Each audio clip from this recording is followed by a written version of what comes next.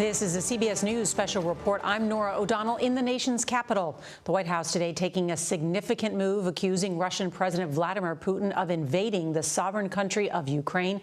And this is arguably the most dangerous moment for Europe in a generation. And so in just moments from now, we will hear from the President of the United States. He has promised swift and severe punishment for Putin, and we expect him to announce harsh new economic sanctions. Earlier today, Germany made a major move against Russia by halting the $11 billion Nord Stream 2 gas pipeline project that would carry natural gas from Russia to Germany. And that news sent gas prices soaring and stock markets around the world falling as the prospect of war in Europe looks more and more likely. As we await the president, let's bring in Chief White House correspondent Nancy Cordes. And so, Nancy, what are you hearing about how severe these sanctions will be? Well, Nora, we don't know whether the president will be announcing the mother load of sanctions packages that would basically cut off Western investment to Russia. We're hearing the president walk into the room now, so let's take a listen. Well, good afternoon. Yesterday, Vladimir Putin recognized two regions of Ukraine as independent states. And he bizarrely asserted that these regions are no longer part of Ukraine and their sovereign territory. To put it simply, Russia just announced that it is carving out a big chunk of Ukraine. Last night, Putin authorized Russian forces to deploy into these regions. Today, he asserted that these regions are actually extend deeper than the two areas he recognized, claiming large areas currently under the jurisdiction of the Ukraine government. He's setting up a rationale to take more territory by force, in my view. And if we listened to his speech last night, and many of you did, I know, he's setting up a rationale to go much further. This is the beginning of a Russian invasion of Ukraine, as he indicated and asked permission to be able to do from his Duma. So let's begin to, I'm going to begin to impose sanctions in response far beyond the steps we and our allies and partners implemented in 2014. And if Russia goes further with this invasion, we stand prepared to go further as with sanctions. Who in the Lord's name does Putin think gives him the right to declare new so-called countries on territory that belong to his neighbors? This is a flagrant violation of international law and demands a firm response from the international community. Over the last few months, we've coordinated closely with our NATO allies and partners in Europe and around the world to prepare that response. We've said all along, and I've told Putin to his face more than a month ago, that we would act together. And the moment Russia moved against Ukraine, Russia has now undeniably moved against Ukraine by declaring these independent states. So today, I'm announcing the first tranche of sanctions to impose costs on Russia in response to their actions yesterday. These have been closely coordinated with our allies and partners and will continue to escalate sanctions if Russia escalates. We're implementing full blocking sanctions on two large Russian financial institutions, VEB and their military bank. We're implementing comprehensive sanctions on Russia's sovereign debt. That means we've cut off Russia's government from Western financing. It can no longer raise money from the West and cannot trade in its new debt on our markets or European markets either. Starting tomorrow and continuing in the days ahead, we'll also impose sanctions on Russia's elites and their family members. They share in the corrupt gains of the Kremlin policies and should share in the pain as well. And because of Russia's actions, we've worked with Germany to ensure Nord Stream 2 will not, as I promised, will not move forward. As Russia contemplates its next move, we have our next move prepared as well. Russia will pay an even steeper price if it continues its aggression, including additional sanctions. The United States will continue to provide defensive assistance to Ukraine in the meantime, and will continue to reinforce and reassure our NATO allies.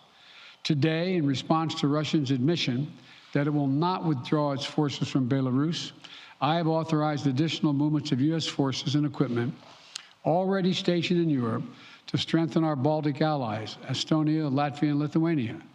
Let me be clear, these are totally defensive moves on our part. We have no intention of fighting Russia. We want to send an unmistakable message, though, that the United States, together with our allies, will defend every inch of NATO territory and abide by the commitments we made to NATO. We still believe that Russia is poised to go much further in launching a massive military attack against Ukraine. Hope I'm wrong about that. Hope we're wrong about that. But Russia has only escalated its threat against the rest of Ukrainian territory, including major cities and including the capital city of Kyiv. There are still well over 150,000 Russian troops surrounding Ukraine. And as I said, Russian forces remain positioned in Belarus to attack Ukraine from the north, including warplanes and offensive missile systems. Russia's moved troops closer to Ukraine's border with Russia. Russia's naval vessels are maneuvering in the Black Sea to Ukraine's south, including amphibious assault ships, missile cruisers, and submarines. Russia's moved supplies of blood and medical equipment into position on their border. You don't need blood unless you plan on starting a war. Over the last few days, we've seen much of the playbook that Secretary Blinken laid out last week in the United Nations Security Council come to pass.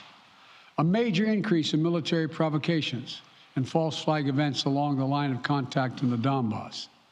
Dramatically staged, conveniently on-camera meeting of Putin's Security Council to grandstand for the Russian public. And now political provocation of recognizing sovereign Ukrainian territory as so-called independent republics in clear violation, again, of international law. President Putin has sought authorization from the Russian parliament to use military force outside of Russian territory.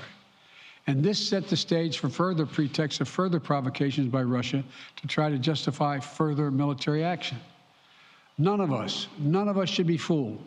None of us will be fooled. There is no justification.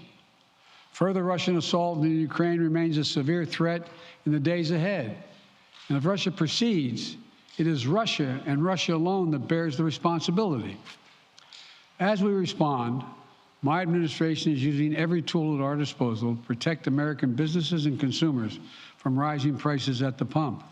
As I said last week, defending freedom will have cost for us as well and here at home.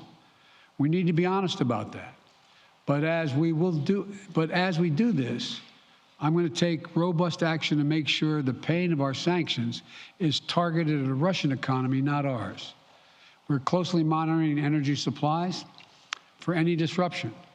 We're executing a plan in coordination with major oil-producing consumers and producers toward a collective investment to secure stability in global energy supplies. This will blunt gas prices. I want to limit the pain to the American people are feeling at the gas pump. This is critical to me. In the last few days, I've been in constant contact with European leaders, including with Ukrainian President Zelensky. Vice President Harris met in person with the leaders in Germany over the weekend at the Munich conference, including President Zelensky. At every step, we have shown the United States and our allies and partners are working in unison, which he hasn't been counting on, Mr. Putin. We're united in our support of Ukraine. We are united in our opposition to Russian aggression. And we're united in our resolve to defend our NATO alliance. And we're united in our understanding of the urgency and seriousness of the threat Russia is making to global peace and stability. Yesterday, the world heard clearly the full extent of Vladimir Putin's twisted rewrite of history, going back more than a century, as he waxed eloquently, noting that, well, I'm not going to go into it, but nothing in Putin's lengthy remarks indicate any interest in pursuing real dialogue on European security in the year 2022. He directly attacked Ukraine's right to exist. He indirectly threatened territory formerly held by Russia, including nations that today are thriving democracies and members of NATO. He explicitly threatened war unless his extreme demands were met. And there's no question that Russia is the aggressor. So we're clear-eyed about the challenges we're facing. Nonetheless, there is still time to avert the worst-case scenario that will bring untold suffering to millions of people if they move as suggested. The United States and our allies and partners remain open to diplomacy if it is serious. when all is said and done, we're going to judge Russia by its actions, not its words. And whatever Russia does next, we're ready to respond with unity, clarity, and conviction. We'll probably have more to say about this as it moves on. I'm hoping diplomacy is still available. Thank you all very much. The President of the United States saying this is the beginning of a Russian invasion of Ukraine, so I am going to begin to impose sanctions in response, and the President not ruling out further action in defense of NATO. Let's bring in Chief White House Correspondent Nancy Cordes. And Nancy, what did you hear there from the President?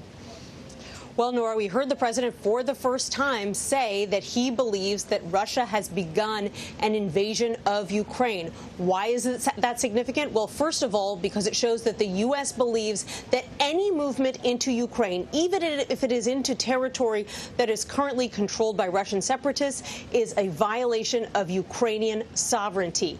Beyond that, it shows that we are moving into a new phase of this conflict, away perhaps from diplomacy and towards threats coming from both sides, the U.S. imposing some sanctions today, but the president saying very clearly there are far more on the way if Russia moves further into Ukraine. Stand by, Nancy. Let's bring in national security correspondent David Martin. He is at the Pentagon. And David, the president announcing additional troop deployments as well to strengthen the eastern flank of NATO. Explain the significance of that. Well, these are troop movements within Europe. In other words, these are not reinforcements being sent to Europe from the United States. These are troops already stationed in Europe that will be forward deployed to the Baltic states, Latvia, Estonia, Lithuania, which are on the border with Russia. And these are just basically to serve as a tripwire to be there to reassure those countries that America will, in fact, fight to defend you if you are attacked. Earlier in this crisis, the president sent 5,000 paratroopers from the 82nd Airborne to Poland, and they are there now. But they are not there to somehow prevent an invasion. They are there to deal with the consequences of an invasion of Ukraine, and specifically the prospect that tens of thousands or more civilians will come fleeing out of Ukraine across the border into Poland, and they will need to be processed and housed and fed until they can move on to some other place. So that is the status right now of U.S. forces. There are also another 8,500 on alert back here in the United States to further reinforce NATO if a full-scale invasion does take place. NATO has not yet requested those reinforcements. David Martin at the Pentagon, thank you. Let's bring in senior foreign correspondent Charlie D'Agata. He is in Ukraine's capital of Kyiv. And Charlie, the nation on a state of alert there with a number of government officials being moved further back from the border. Explain the state of play there. Well, the real question tonight will be whether those sanctions will do anything to stop President Putin's war machine. I think Ukrainians will be in agreement with the president when he said that the invasion has already begun. That has been the case in that Donbass region to the east. The real concern now is whether we're going to see combat between Ukrainian forces and Russian forces in that region. Here in Kyiv, they're hoping it will be contained to the east. But what's concerning is the fact that President Putin got authorization from the Duma to use military force outside of Russia. That essentially sets the stage for Russian forces to widen its war in Ukraine. More concerning, as we just heard the president say, in their case, the worst-case scenario, massive military attack, including the capital. At the moment, everybody's expecting an increase in fighting between Ukrainian forces and Russian forces, not Russian-backed separatists, but actual Russian forces, these so-called peacekeepers who've been brought into eastern Ukraine, and whether that's going to widen to further parts of Ukraine. Charlie D'Agata in Kyiv, thank you. Let's return to Chief White House correspondent Nancy Cordes. And, Nancy, the President of the United States is set to give his State of the Union address. He's set to announce a new Supreme Court justice pick. And now, of course, he is dealing with this Russian threat on the European continent. Explain what you're learning behind the scenes in terms of these steps, the sanctions that are now being issued. Is diplomacy dead? Will the Secretary of State meet with his Russian counterpart? Will the president even have that summit with Putin that was floated? Are those off the table? The president said at the end of his remarks he hopes that diplomacy isn't dead. He hopes that talks can continue. At the same time, any type of summit between President Biden and President Putin had been floated last week appears to be off the table for now that Russia has actually entered Ukraine.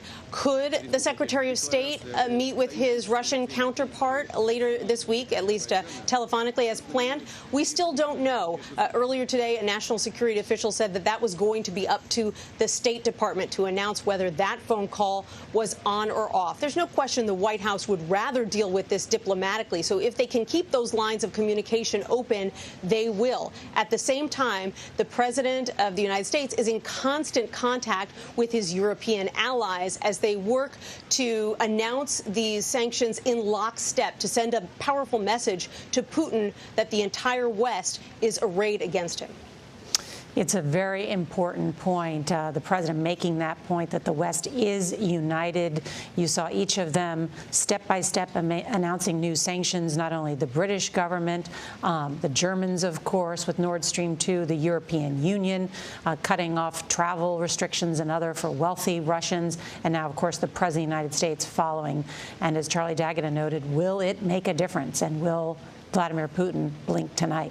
We will be watching, and our coverage will continue on CBS News Streaming, your local news, and tonight on the CBS Evening News. This has been a CBS News special report. Thanks to our correspondents and producers in the field. I'm Norah O'Donnell in Washington.